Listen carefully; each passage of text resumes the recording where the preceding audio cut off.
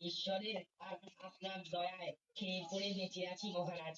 আর তোমার হাম্মাগুলো, মানে গরুগুলো কেমন আছে? ওরা বেশ ভালোই আছে মহারাজ। মাঝখানে ওই একটা বাছুরের পায়ে যন্ত্রণা উঠেছিল, কিন্তু এখন বেশ সুস্থই আছে। সব গরুই ভালো দুধের যোগান দিচ্ছে। বেশ বেশ, গরুদের যত্ন নাও। আর কোন সমস্যা হলে আমাকে জানিও। চলো চলো, সামনে মালিক কালের বাড়ি, ওর বাড়িতে গিয়ে দেখি কি করছে।